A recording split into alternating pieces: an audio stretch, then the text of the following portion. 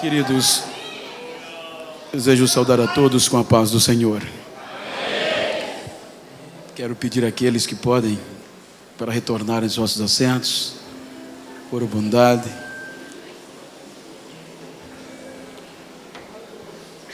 Onde já lemos e ouvimos a leitura oficial. Eu quero aproveitar este momento ímpar para externar a minha gratidão, em primeiro lugar, a Deus, pelo privilégio de poder estar com os irmãos aqui presentes. Ao pastor Antônio Linhares, pelo espaço, obviamente que sem a aquiescência dele, não estaríamos nesta conferência. E agradecendo a ele, já externo a toda a diretoria da igreja, os respectivos obreiros e a igreja. Que Deus recompense-os por este carinho. E aos nossos amigos, como evangelista Márcio, coordenador do evento, amigo, diretor do curso teológico, como também é o diretor da editora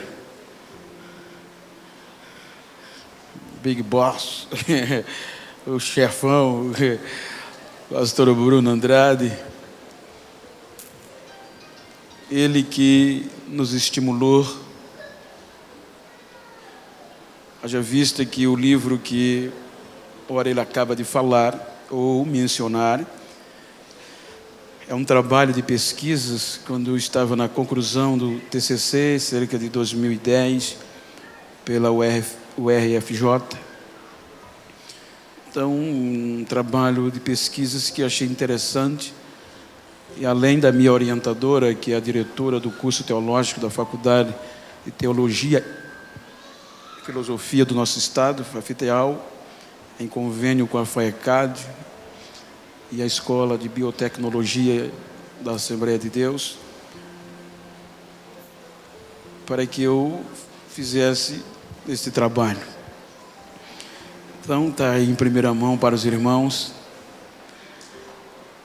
e eu quero agradecê-lo por esta iniciativa, pela visão, pela honra e por ser ainda tão jovem, mas eu tive o prazer de o conhecê-lo há cerca de uns 3 anos a 4 atrás, e tem sido este jovem dinâmico, fiel a Deus, que tem dado exemplo de um verdadeiro evangelho, tanto aqui como na América, aonde passou a maior parte da sua vida.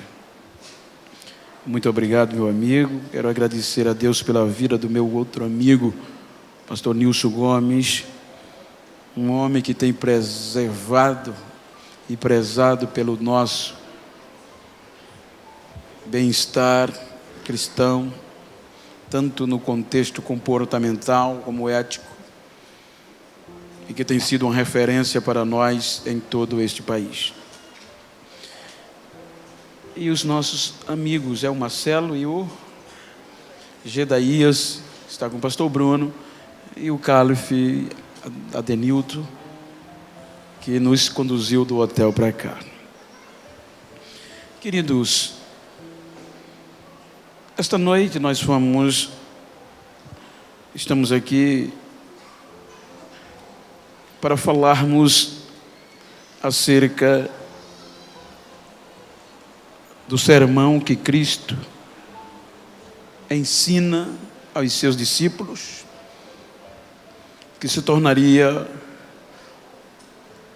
o sermão talvez mais comentado, o sermão mais analisado e mais conhecido de todo o Novo Testamento. Como o pastor Bruno falou antes de mencionar, se faz necessário, e de forma estimulativa, eu me converti no dia 21 de junho de 1992 em um lugar chamado Fazenda Canoas, estado de Alagoas, município de uma cidade chamada Rio Largo, que fica na Grande Maceió. Como os irmãos já ouviram, só ratificando o que ele falou, é uma área canavieira, onde toda a minha formação profissional foi voltada para a agricultura, já visto que foi aonde eu fui criado. E a minha carteira tem uma ficha profissional de 32 anos em uma só empresa. Eu nunca fui integrado da igreja, eu sempre tive uma vida profissional, mesmo tendo desejo, mas Deus nunca me deu mais na minha ótica passada. Hoje eu entendo o porquê. E foi quando Deus me achou, através de homens que hoje são meus pastores e de qual eu gozo todo respeito, ou dos quais. E geralmente eu estou falando porque já por 2 vezes já ouvi que as pessoas dizem, mas ele não é semi-analfabeto. Ora, bem verdade, se ouvir o testemunho, quando Jesus me chamou, eu não tinha nenhum curso, eu era motorista da usina, já tinha sido tratorista, cortador de cana, limpador de mato, era a vida da agricultura, e isso com muita alegria. Então, em 92 ele me escolheu, me achou, uma igreja muito pequena, igreja de fazenda, em algumas regiões, não sei se aqui usa esse mesmo termo para sítio, propriedades particulares e privadas, e esta pertence à usina Santa Clotilde, aonde eu cheguei com 5 anos de idade. Então eu estava com 27 anos, quando Jesus me salvou, e depois eu cheguei a galgar. Estou falando isso para os irmãos já entenderem o contexto da bem-aventurança de uma pessoa, o que Jesus estava falando realmente em os seus discípulos serem felizes. É por isso que eu quero falar-lhes, porque eu vou me abordar o contexto da qualidade que Jesus ensinou, que nos torna felizes. Então foi quando, do nada, de uma reunião de 5 S's, de qualidades, o representante da empresa pediu para que nós fizéssemos uma tarefa e eu participei, e ele chamei a atenção dele por uma tarefa que eu fiz na reunião. E daí para frente ele falou de mim para o meu patrão, que hoje é um dos grandes amigos, uma família tradicional muito rica, da qual eu, através deles, Deus me deu a probabilidade de me tornar uma pessoa de confiança, tendo cargos dentro da empresa elevados, administrativo. E daí foi quando eles próprios começaram a motivar-me a estudar.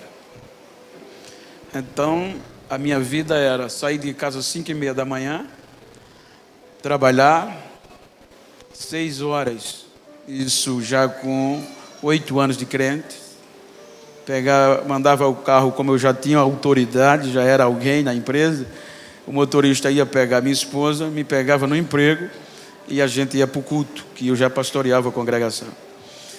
E do culto, voltava à meia-noite, quando não tinha aula. Quando tinha aula, do emprego mesmo, eu ia à noite estudar. Estou dizendo porque existe iniciativa, existem histórias que se não conta em uma pregação, nenhum testemunho. Então é quando fica uma motivação para os jovens. Eu digo porque eu encontrei, eu recebo ligações de vários lugares do Brasil, de algumas pessoas que ligam, e isso é bom, isso é muito bom, desesperados porque ainda não encontrou, ainda não se tornou alguém no contexto da pregação do Evangelho. E aí eu pergunto, quantos anos você tem? 16, 17, 20? Então é hora de estudar e de trabalhar, né, irmão? Para os acontecimentos portados nesse conceito. Então vamos ministrar de forma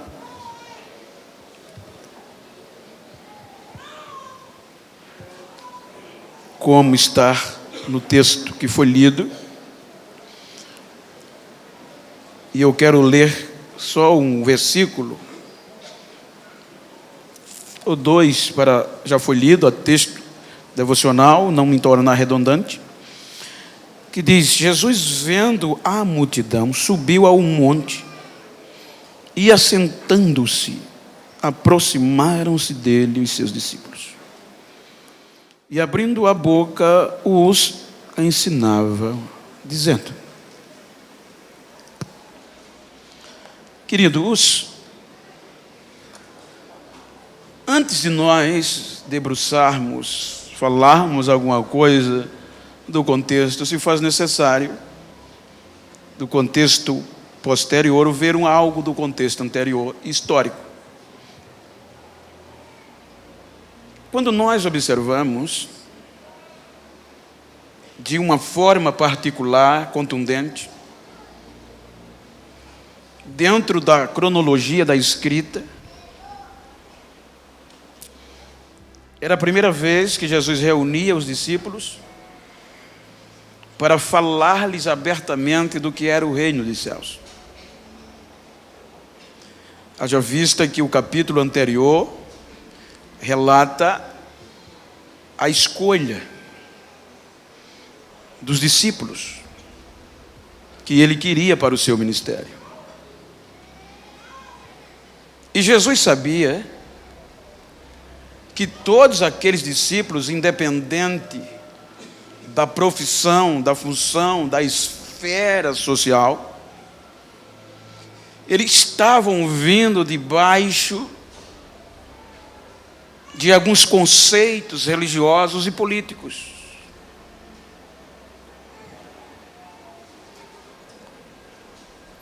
Então Jesus, diz o texto, que ele teria dificuldades para difundir o seu propósito se os seus discípulos não tivessem uma mente esclarecida para o confronto que posterior viria a ser. Cerca de 200 anos ou 2 séculos antes de Cristo vir, diz a história que surgiram alguns grupos políticos e religiosos dentro do povo judeu. E esses grupos ou partidos, dentre eles sobressaiu um chamado fariseus, perushim, segregados, separados, santos, que o termo em si significa. Os fariseus, eles começaram tanto no contexto da Torá, que é a lei escrita que Deus havia entregue a Moisés. Então houve algumas manipulações para garantir o poder. Porque é um conceito que nos ensina que quem tem o poder, quem tem as informações, tem o poder. É um dos princípios que um dia uma grande política perguntou a certo pastor acerca da confissão. Então esse pastor começou a mostrar para ela porque, de uma forma sábia, vou usar, prudente, a Igreja Católica começou com o confessionário. Porque todos teriam que procurar os respectivos representantes para confessar. Porque quando as pessoas confessam, entregam as informações. E se você entrega as suas informações, você fica refém. Então, quem é detentor das informações tem o poder, tem você na mão. Então, o grupo dos fariseus, separados, santos, de uma linguagem bem rasteira, eu não quero usar contexto teológico, embora que o cunho seja, eles começam a manipular a lei escrita, e aí advém também o contexto da lei oral, das quais eles preservavam com unhas e dentes. Então são cerca, ou precisamente 613 observações que este grupo, para angariar a confiança do povo, o poder e um contexto político e religioso, entre estas 365 são repreensiva e 248 obrigação. Então, com estas informações, esses grupos começam a manipular a lei real. Eles começam a colocar imposições para o povo cujo eles não tinham capacidade de cumprir, fazendo-se assim mais duro o contexto para todos aqueles que estavam debaixo desta lei. Se nós observarmos, a Bíblia chama os fariseus, e há um contexto que diz que dentre eles haviam discordância. Os fariseus eram a elite da sociedade. Os fariseus preservavam pela limpeza, a pureza exterior. Então o contexto mostra que havia grupos que discordavam de alguma coisa. Por exemplo, enquanto que os fariseus ensinavam, defendia a existência de anjo e vida após a morte, então vem uma parte que se chama saduceus, que era formada de parentes sacerdotais, um grupo de pessoas riquíssimas, com poder de influência no império, tanto política no império, como sacerdotal religiosamente, porque era de famílias sacerdotais. Quando os seus cultos eram de arrebentar, de beleza, eles não concordavam com a vida após a morte.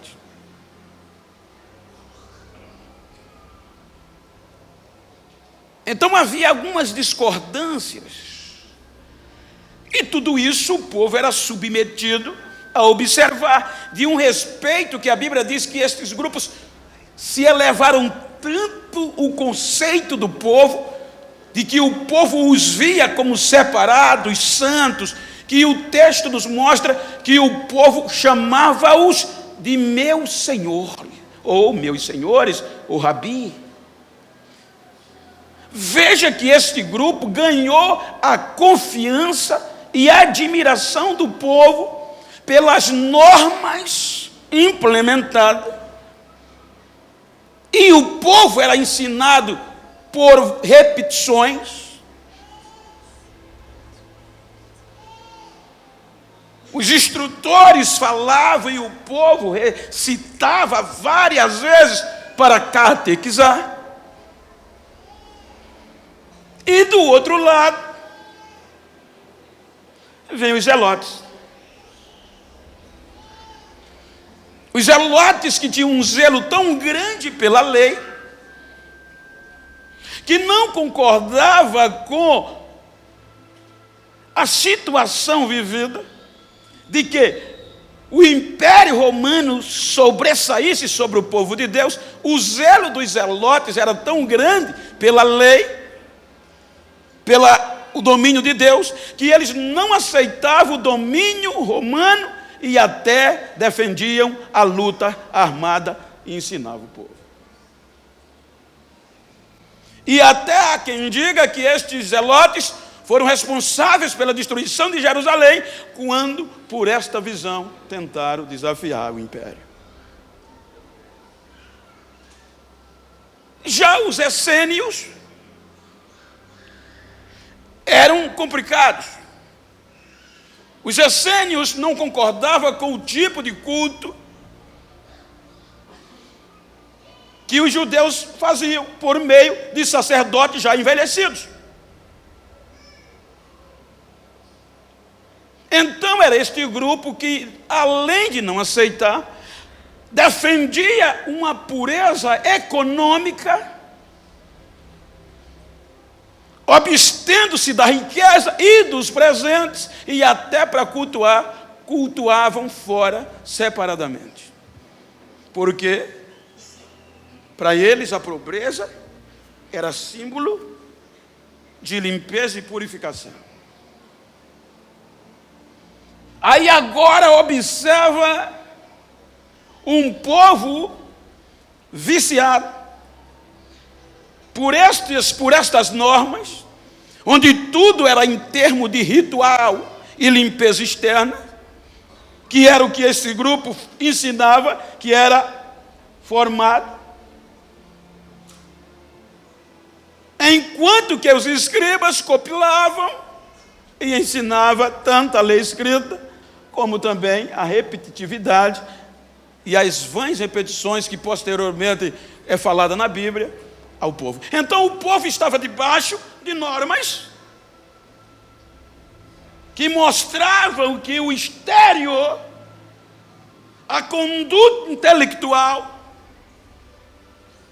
aproximava o homem de Deus, e aí eles manipulam a lei verdadeira, que não é a minha área, eu acho que não está no meu contexto, que posteriormente alguém pergunta a Jesus, qual é o dos maiores mandamentos? Que nem isso ele estava ensinando, mas porque tinham vários normas, adendos, que fazia com que o povo estivesse, e o povo, como é o povo,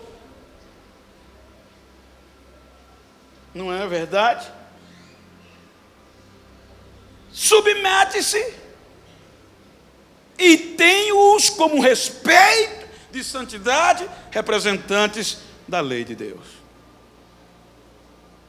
Aí agora Jesus vem, e veja que está no meu contexto, que ele diz aos seus discípulos posterior, eu não vim destruir a lei, que a lei é boa.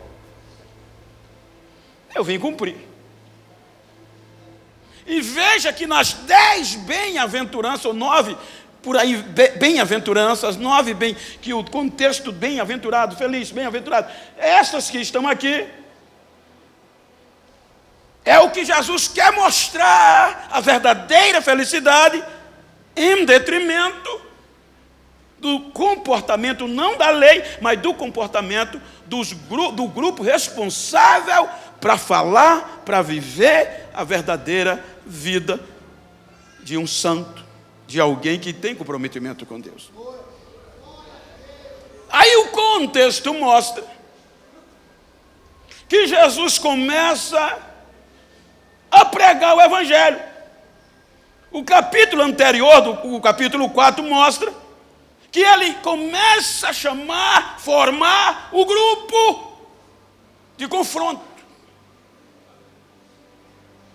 Porque se nós observarmos, a igreja já nasceu confrontando.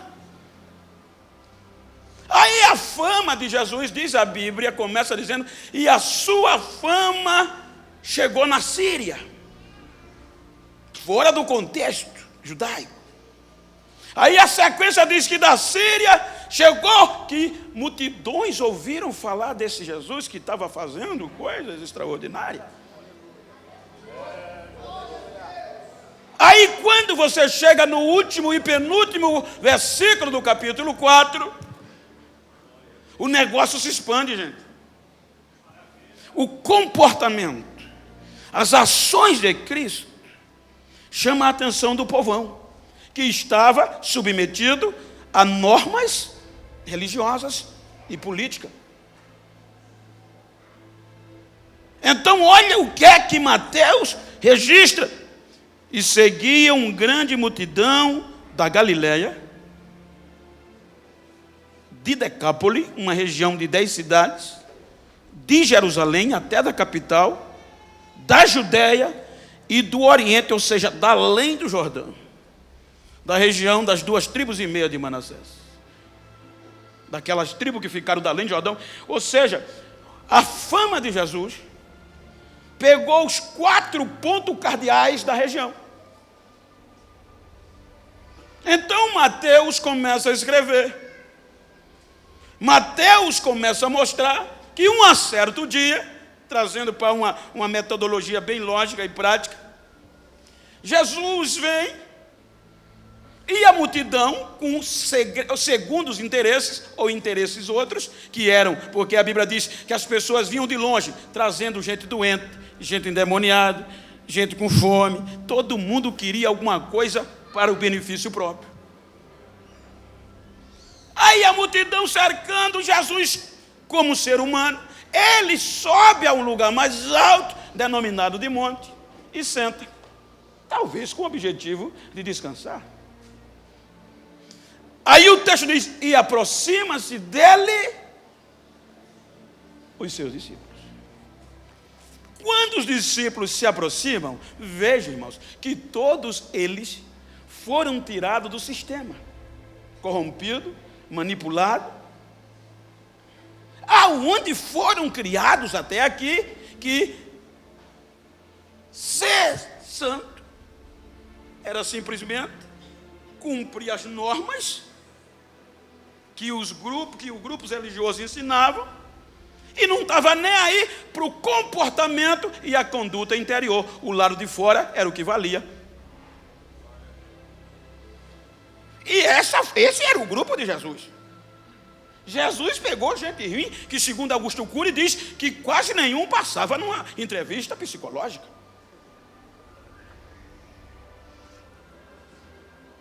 Então Jesus vem a oportunidade e agora vai mostrar a luz. Veja que o texto diz que Jesus começa a ensinar os seus discípulos. Ele não ensina a multidão, ele ensina, sentou, chegou perto, então ele começou a ensinar os seus discípulos. E olhe, quem é que está escrevendo? Quem é o biógrafo deste homem? Não era Jesus pregando. Mateus podia até ter feito um rascunho no papiro, mas isso aqui só veio ser publicado cerca de 58 a 68 anos depois desses acontecimentos. Porque o que Jesus ensinou não era fácil colocar e impregnar naqueles discípulos. Vejam que eles só vieram entender depois de quase 4 ou 5 anos depois, quando Jesus foi aos céus. E o que Jesus ia ensinar, tanto ele falou, como ele já tem uma visão do exemplo que ele ia dar durante os 3 anos e alguns meses que ele ia ficar ali. Eu vou ensinar a vocês não só de palavra, eu vou dizer a vocês e vou mostrar para vocês que é capaz.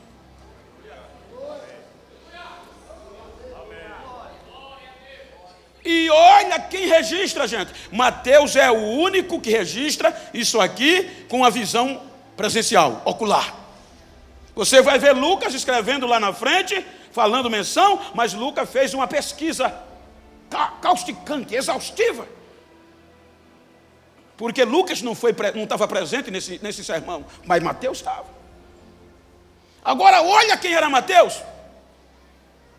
Se os outros estavam vindo de uma cultura, de uma formação religiosa deturpada, manipulada, que aonde a busca da felicidade era cumprir aquelas normas externas, e Mateus pior, porque Mateus estava envolvido tanto no sistema religioso como no político. Porque Mateus era um funcionário público, cobrador de impostos. Isso implica dizer que ele não era qualquer um. Ele tinha uma função que representava como nativo o Império Romano dentro do contexto da Judéia. E como ele trabalhava no contexto político e financeiro, ele tanto estava envolvido com as coisas políticas, como também a religiosa, como o judeu que ele era. Então, quando Jesus senta e começa a ensiná-los, veja que todas estas bem-aventuranças é um contra-ataque, os ensinos das normas desses grupos.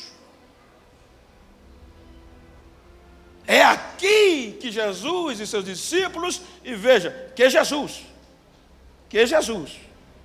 os grupos religiosos não procuravam matar os discípulos, mas Jesus, o cabeça, porque Jesus confrontou o sistema, não de forma provocativa, mas ensinando o verdadeiro caráter de alguém que quer se tornar cidadão do céu.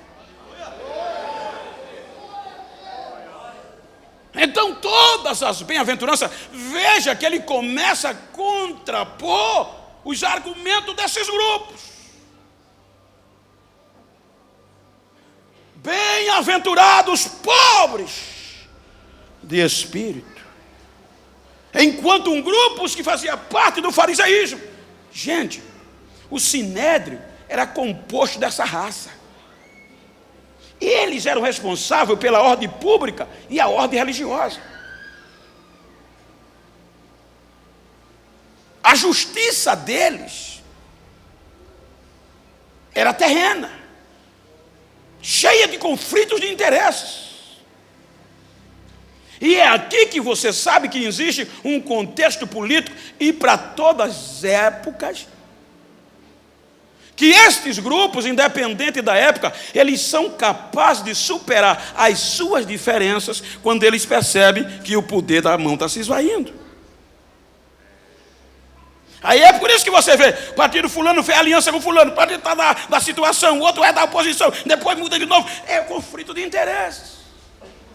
Então, quando esse grupo viram que Jesus veio e o povo estava saindo das normas e andando, ouvindo Jesus falar, aí eles unem as forças para quê?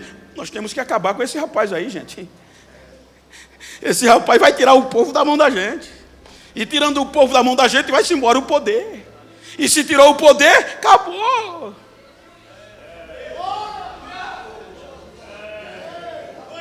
Aí Jesus, abrindo a boca com coragem, como diz o pastor Bruno, ele não confronta, mas ele chama os seus discípulos e diz: o negócio é assim.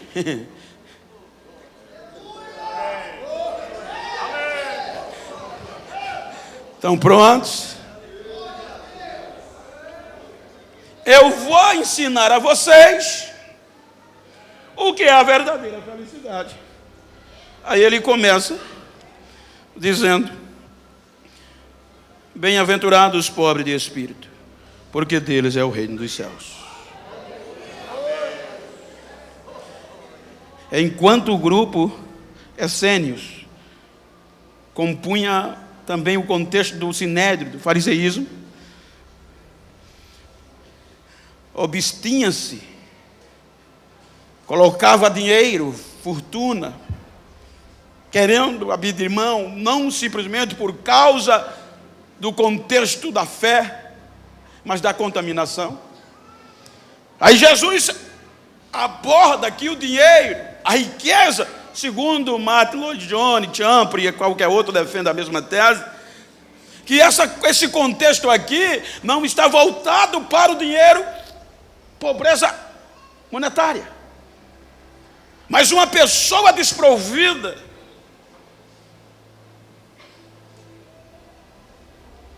de orgulho, uma pessoa desprovida do que aquele grupo havia, ou os fariseus, ensinado dentro da norma. Todas as colocações de Jesus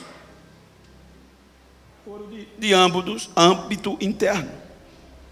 Aí você vai ler que as bem-aventuranças, elas mostram as qualidades e as características essenciais na vida de um crente. O indivíduo perfeitamente capaz de obedecer todas a determinação do Sermão do Monte é aquele que com mente esclarecida quanto ao caráter essencial de um crente. O Senhor Jesus ensinou aqui que essa é a pessoa realmente abençoada. É uma pessoa com a mente esclarecida do verdadeiro caráter de um cristão. Era Jesus mostrando aos seus discípulos estas particularidades, gente. E o melhor, eu até notei aqui algumas, para não perder o foco. O grande alvo que a humanidade busca é a felicidade. Mas quanto mais se busca, vem frustração. É aqui que eu volto a dizer que muita gente às vezes me pergunta, eu estou usando não com perfeccionismo, porque talvez, como disse Paulo, tenho mais defeito do que vós. As pessoas me perguntam, Bento, qual é o segredo? Qual é o segredo, Bento? De quê? As pessoas, gente, acham que a nossa maior felicidade é porque viaja pregando.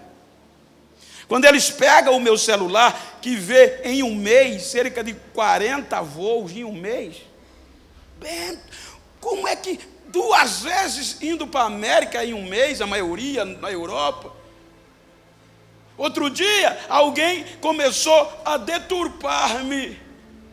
Ouviu o meu testemunho, uma grande personalidade, e veio o pastor Linhares publicar, mentiroso, sensacionalista.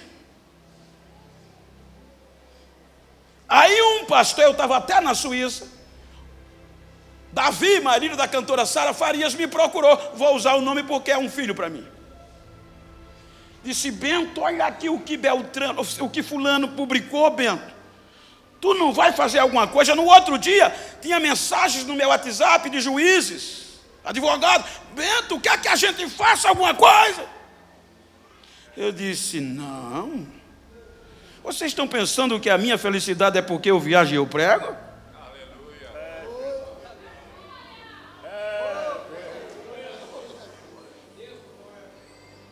Onde é que tem uma churrascaria para a gente comemorar, gente? Precisou eu dizer nada. A minha igreja, que eu congrego, que eu sou o vice-presidente, tem cerca de 6 mil membros. A minha cidade, todo o meu estado, começou a mandar resposta para o dito cujo. Você conhece quem é Genival Bento? Você tem coragem de tocar nesse homem? Você sabe quem ele é? Aí liga um pastor de Salvador para mim e diz, Bento, eu vi a publicação, eu conheço o tal, vou falar com ele. Fica tranquilo, Bento, porque é assim mesmo, quando a carruagem passa, os cachorros ficam latindo.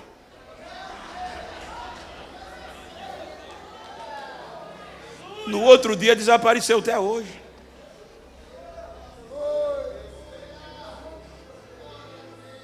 O que Jesus estava ensinando é que as qualidades, as nossas atitudes, para sermos felizes, está pautada aqui. Humildade, honestidade e justiça. Veja que todas as bem-aventuranças estão voltadas em um contexto de qualidade. Não adianta ser um pregador, pregar bonito. Não adianta ser um cantor, cantar bonito, ser alguém que tem um cargo e bababá. Quando voltar para a cidade, o povo não dá a paz do Senhor. Aí é onde Jesus disse que está no meu contexto, salvo engano, versículo 20. Jesus ainda diz para eles, se a vossa justiça não superar a dos fariseus, pode tirar o cavalinho da chuva, não entra lá não. Você está entendendo como a bem-aventurança são confrontos?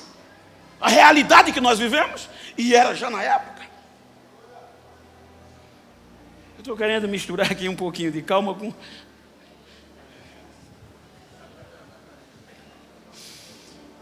Aí a gente vê. Primeiro, todos os crentes devem ser assim. Quando lemos as bem-aventuranças, descobrimos como todo crente deveria ser.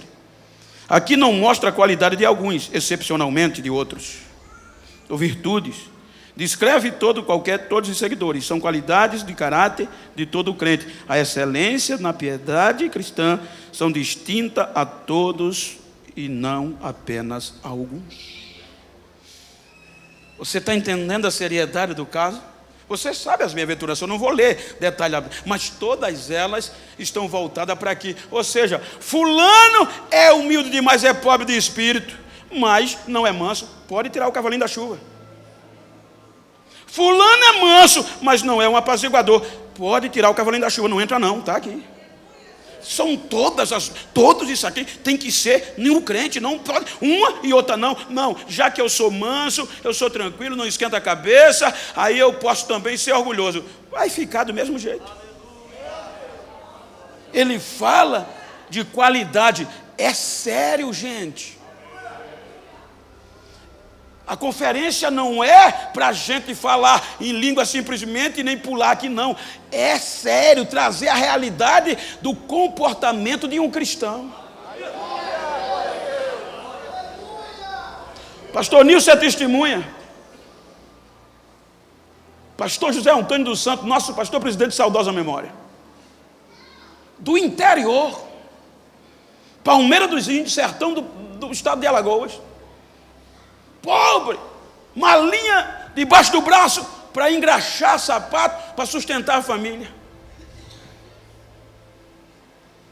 Tornou-se pastor, presidente dos estados das Alagoas.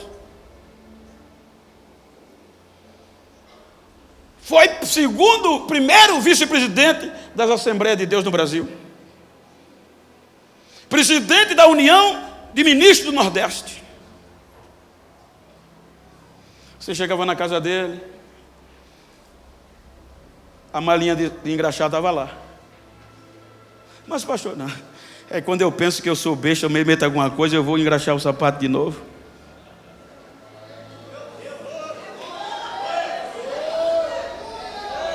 Você chegava com ele, ele botava a mão sobre você.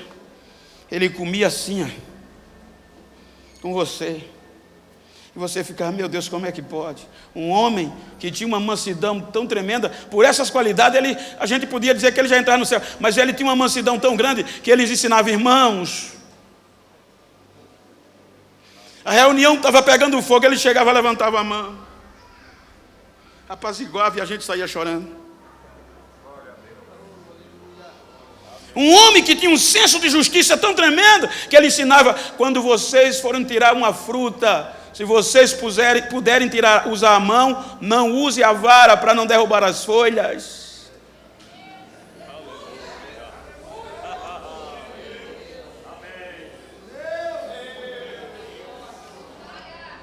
Então não são qualidades individuais, são todas, gente. E isso não é algo natural que nasce na gente. Sem a graça de Deus e sem a ação do Espírito Santo, a gente não consegue. A gente não consegue, o negócio é sério. Eu disse que eu não ia chorar.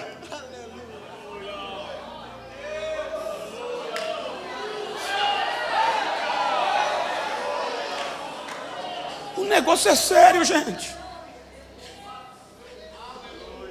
Veja que foi tão sério, gente, que Mateus escreve usando sempre o Antigo Testamento. Enquanto Jesus estava com eles não entenderam isso aqui. Isso vai se tornar público há mais de quase 60 ou mais, poucos, depois desse acontecimento, gente. Então o que o Senhor quer dizer? Feliz a gente que ainda dá tempo enveredar por isso aqui. Felizes somos nós, que temos a oportunidade de nos endireitarmos, de confrontarmos. São todas as bem-aventuranças. Ele não disse os 12, João, seja manso. Pedro, tranquilo, usa a justiça. Mateus, seja humilde. Todas para todos. Foi nesses pormenores que os discípulos se assustavam. Senhor, assim está difícil. Quem vai poder se salvar? Aos homens é impossível, mas para Deus. E ele conseguiu. Veja que toda a vida dele foi pautada nisso aqui: humildade, justiça. Em toda a história de Jesus, me permita os estudiosos, me corrijam se eu estiver errado. Nos 3 anos e meio de Jesus, literalmente, óbvio que aconteceu, mas ninguém conseguiu registrar. Jesus sorriu.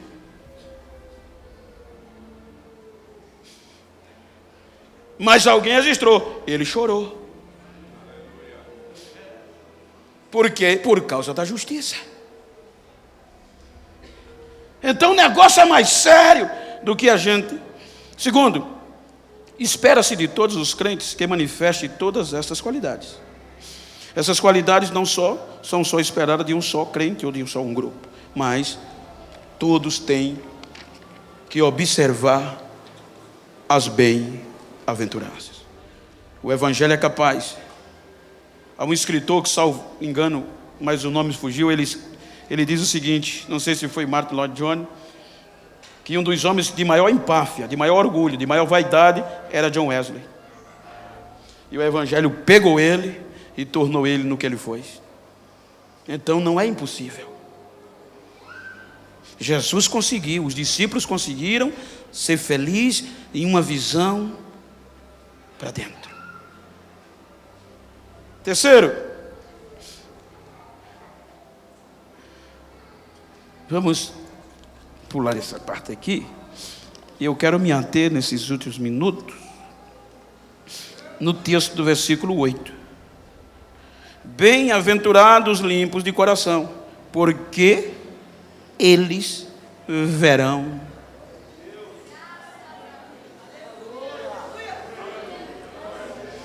Eu peguei algumas deixas aqui, que esta foi a frase que nocauteou Satanás, ou os fariseus.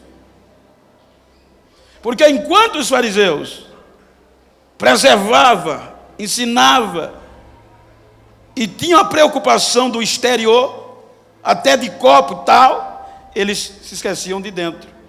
O que contamina o homem é o que vem de fora. Aí Jesus chega como o senhor e como eu e outros que dizem, não, o que contamina o homem é o que vem de dentro. Porque o que entra e sai.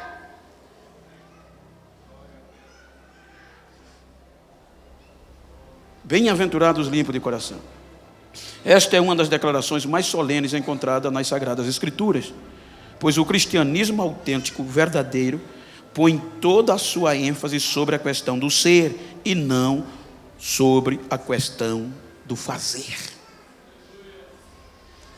Então toda a ênfase do cristianismo está voltado para o ser. Para eu fazer, tenho primeiro que ser. Conta-se, quem faz teologia sabe disso, que Agostinho um dia reuniu os seus seminaristas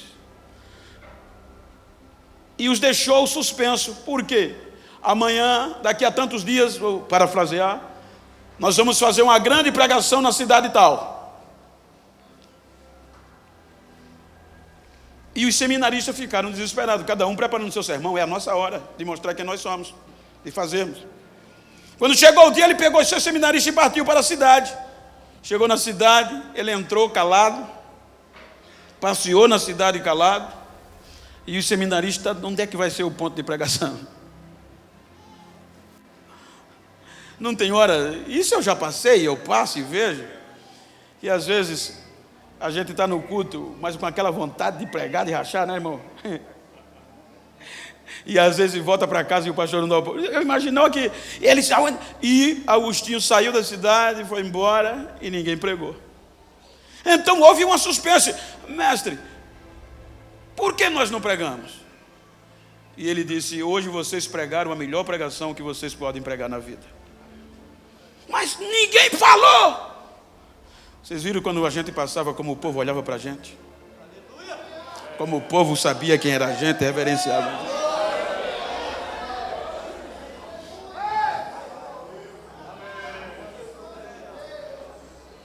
Então, se a diferença fosse em fazer, gente,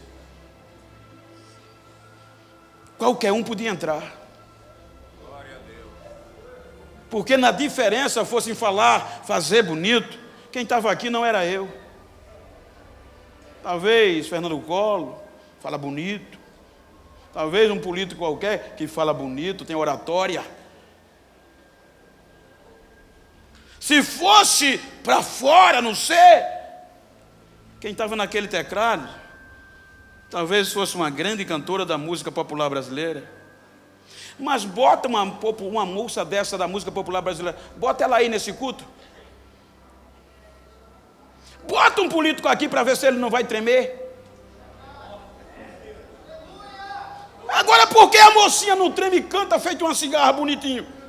Por que o neguinho aqui não treme? Porque vocês sabem o que está dentro de mim.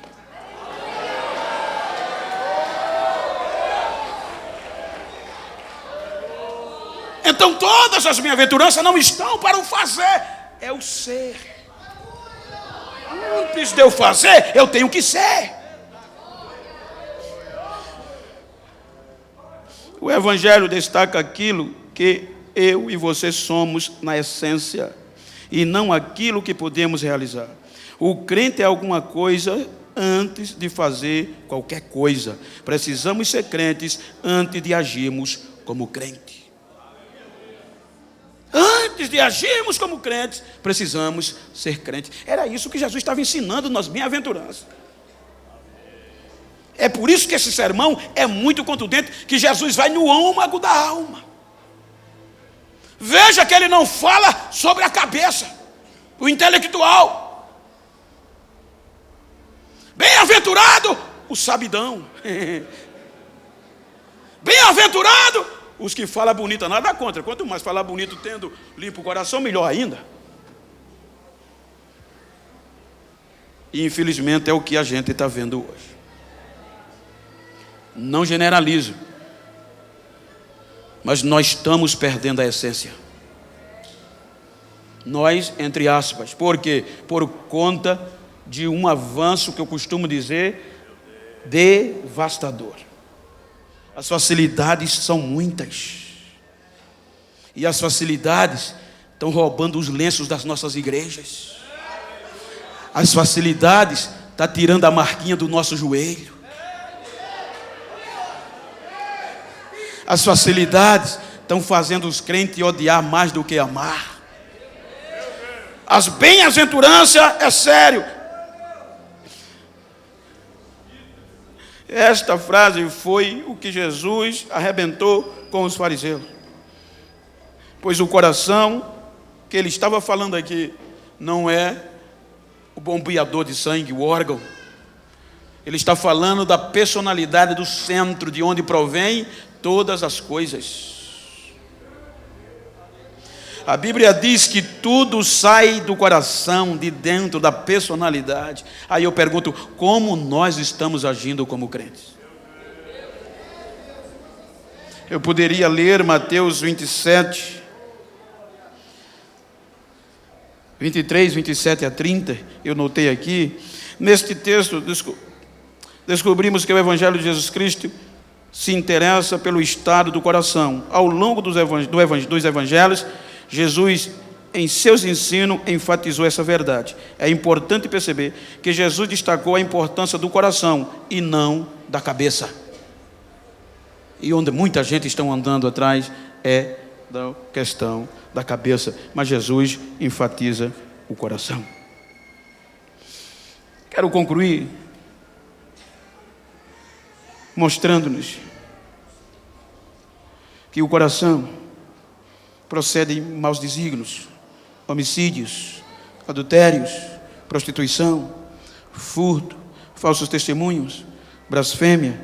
Está no meu contexto, Mateus 15, versículo 19. Depois você vai ver isso que está relacionado ao coração, onde a Bíblia diz que tudo isso provém do coração. Ou seja, o segredo está dentro, não está fora.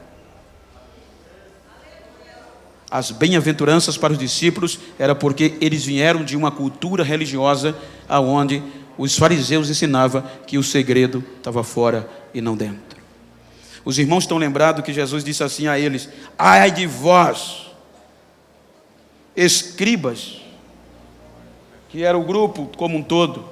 Fariseus eram os doutores, gente, eram os homens que compilavam, os homens que entendiam da lei. Vocês estão preocupados com o lado de fora. Foi Jesus que disse. Está aqui.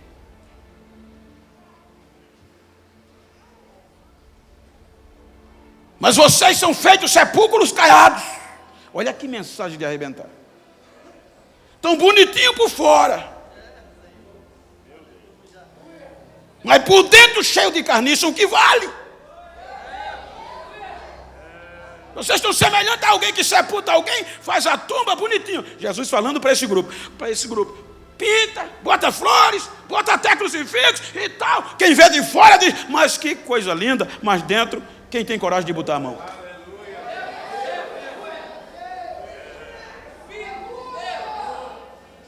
Como nós estamos como os crentes? Olha o que Jesus diz. Eu vou sintetizar, só para a gente fazer uma reflexão, como esse negócio de ser crente é sério, gente. Estão pregando um evangelho por aí, de facilidade. Tu vem, deposita 500, Jesus vai te dar 1000. Não é isso? É trismo, não é mais dízimo, é trismo. Se tu vem com 2.000, Jesus vai te dar 5.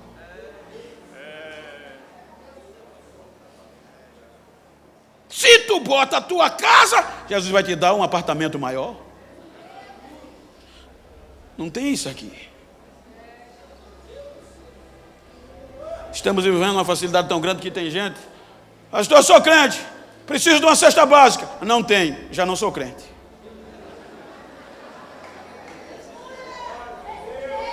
Eu digo porque eu vivo isso, gente. Eu sou pastor de igreja. Outro dia eu estava no gabinete, a irmã entrou revoltada: pastor, eu não vou congregar mais nessa igreja. Por quê, minha irmã? Porque ninguém gosta de mim, pastor. Irmãs, quantos membros tem a nossa igreja? Pastor, uns 600. Quantos irmãos não gostam da senhora? É uns 3. Esqueceu 597.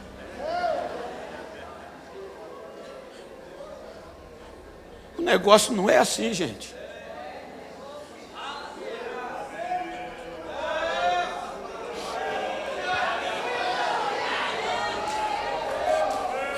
Olha só, resumindo, como é sério. Por isso que os discípulos não engoliram isso fácil, gente.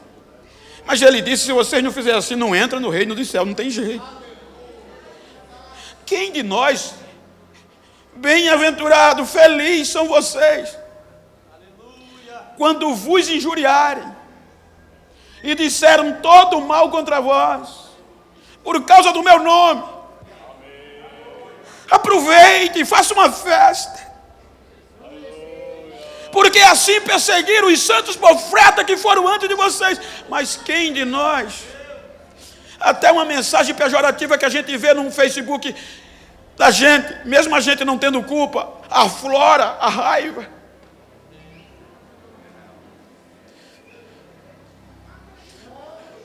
Quem de nós vai fazer uma festa quando alguém fala mal da gente, mesmo a gente tendo consciência? Quem já fez isso? Levante a mão. E ele pediu para a gente fazer. Se fosse para fazer, irmão, ainda hoje tinha gente aqui que ia fazer. Porque tem muita gente caluniada nos últimos dias, mas em vez de a gente fazer festa, a gente fica com raiva também. Então o segredo está no coração, gente. O segredo está de dentro para fora. O que contamina o homem não é o que entra, mas o que sai. Agora eu vou fechar a Bíblia e vou pegar pesado. Eu não, Jesus aí ele disse: olha, dentro do contexto, perdoe, amem, Porque alguém perguntou: Senhor, quais são os maiores mandamentos? Ele enfatiza: amar. Veja que ele resume. Ele tira todas as normas, todos os rituais que Moisés tinha passado, a lei escrita para o povo, e a oral lá em Deuteronômio como segunda lei. Mas aqui os manipuladores ensinavam diferentes. Aí ele confronta: perdoe uns aos outros. Se alguém vos ofender, se alguém bater na face direita, olha como é sério. Se tu vier para o culto, traz a tua oferta. E se tu lembrares que ofendesse alguém, ou alguém, vai, deixa a tua oferta, não bota não. Volta, reconcilia-te primeiro e depois vem. Quem vai ter coragem de botar a oferta? Quem vai ter coragem de jogar a oferta? Fique de pé, por favor. 9 horas, passei 2 minutos. Me perdoe, pastor.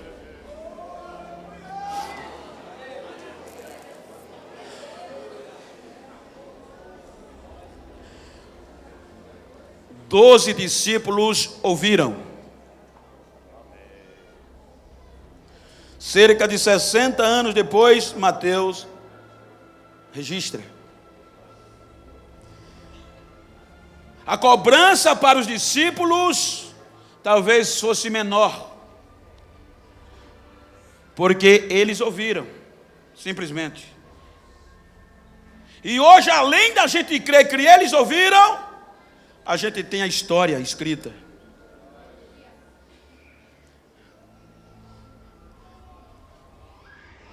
Então aqui está o segredo de entrar no céu. Veja que ele começa dizendo: deles é o reino do céu, e termina dizendo, fechando com a mesma expressão. Lembrou que tem alguém que está com dias que não dá a paz do Senhor por algum motivo?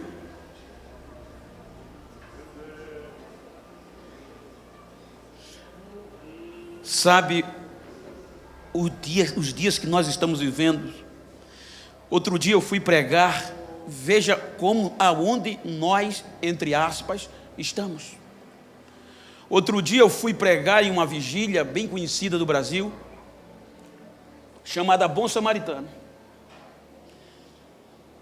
E na minha retaguarda tinha o pastor de renome que marcou a sua geração, marcou a minha e ainda marca até hoje, chamado Napoleão Falcão.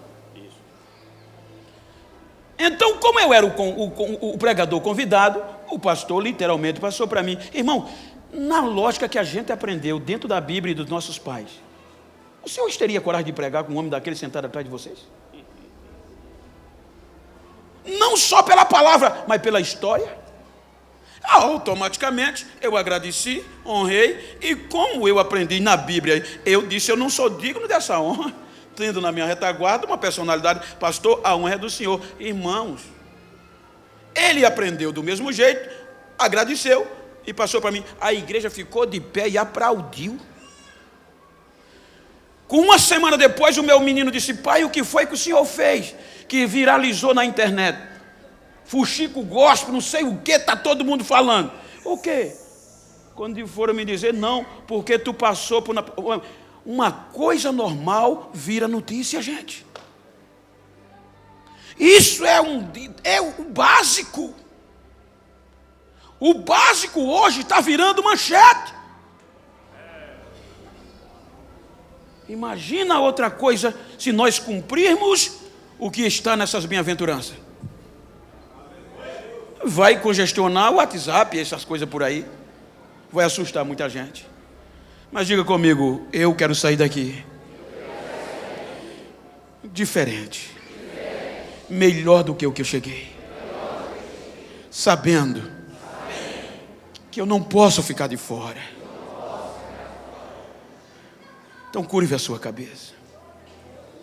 Lembra se tem alguma pendência aí fora. Lembra no que tu podes melhorar, no que nós podemos melhorar. Não olhe só uma, olhe todas as bem-aventuranças. Porque são todas, não só uma. Isso aqui não é só para os obreiros, é para cada crente. É para cada crente. Se nós observarmos as bem-aventuranças, aí o Espírito Santo vai ter liberdade de nos usar como nunca nesta geração. Se nós quisermos mudar a história do nosso país. Eu ouvi essa semana, eu concluí, pastor, mas é muito sério, eu me lembrei. Eu ouvi, pastor, nisso, de um grande pastor, um homem simples, tomei suco com ele, sentei com ele essa semana, um dos grandes pastores do Brasil e do mundo. Não vou citar nome que eu não pedi permissão.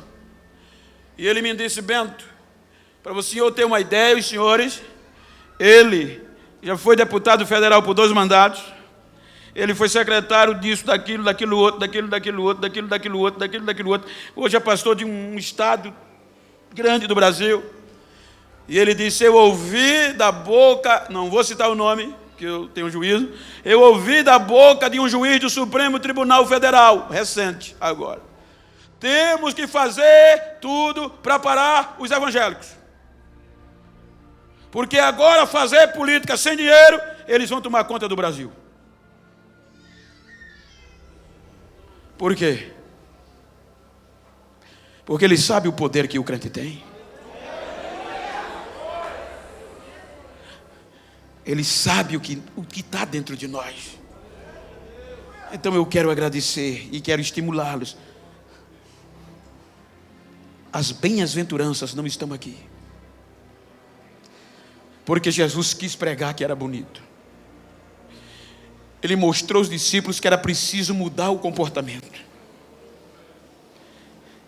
Ele podia dizer: eu vou dar um jeitinho. Não, ele disse: se vocês não fizerem isso aqui, vocês não entram.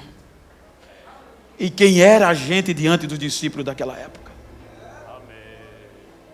Pense nisso. O intuito dessa conferência é esse. Eu quero agradecer a oportunidade em nome de Jesus.